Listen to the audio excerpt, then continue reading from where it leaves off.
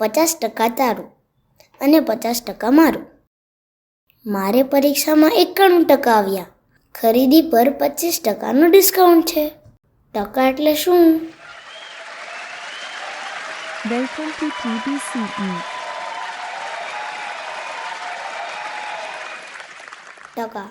નમસ્કાર બાળ મિત્રો, હું નિર્મિત.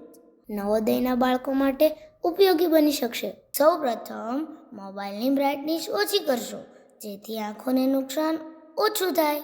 ટકાને શતમાન પણ કહેવાય છે. ટકા એટલે શું? આવું આપણે આપણા સગા કાને કોઈ વાર સાંભળતા હોઈએ છીએ. મોટા ભાગે આપણે ભાગ પાડવામાં, વસ્તુઓના વહેંચાણમાં કે ખરીદીના ડિસ્કાઉન્ટ પર, બાળકોના પ્રમાણપત્રમાં નફો, ખોટ, કમિશન વગેરેને આપણે ટકામાં દર્શાવીએ છીએ. આ ટકા એટલે શું? ટકા એ કોઈ પણ સંખ્યાનું 100 સાથેનું પ્રમાણ. ટકા એ એક પ્રકારનો અપૂર્ણાંક છે. દાખલા તરીકે 15 એટલે 15/100. 15ને 100 વડે ભાગાકાર કરીએ તો 0.15. અહીં 0.15 એ અપૂર્ણાંક છે. અપૂર્ણાંકને 100 વડે ગુણવાથી તેનું ટકામાં રૂપાંતર થાય છે. દાખલા તરીકે 0.15 અપૂર્ણાંક છે.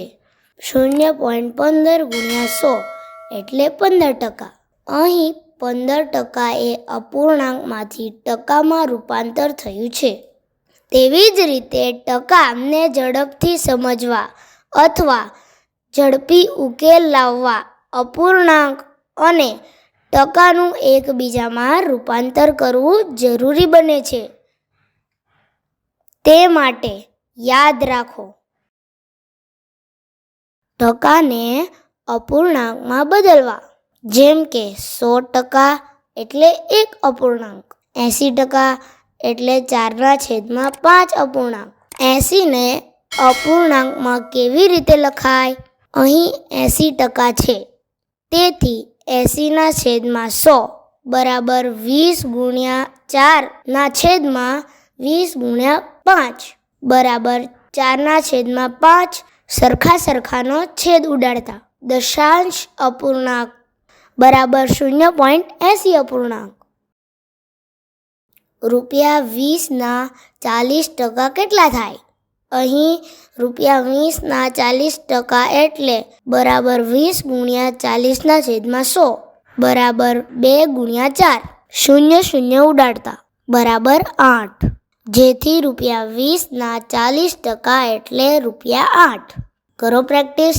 ₹80 એ ₹200ના કેટલા ટકા છે? હવે સમજીએ.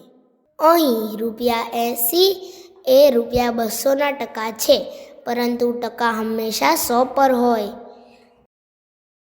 તેથી 200 એ 80, તો 100 એ કેટલા? બરાબર 80/2. સરખાનો છેદ ઉડાડતા બરાબર 40. જેથી ₹80 એ ₹200ના 40% થાય. કરો પ્રેક્ટિસ. તમારો જવાબ કોમેન્ટમાં લખવાનું ભૂલશો નહીં. હવે તમે પ્રેક્ટિસ કરો. લાઈક કરો, સબસ્ક્રાઇબ કરો. નવા વિડીયો મેળવતા રહો. Thank you for watching video.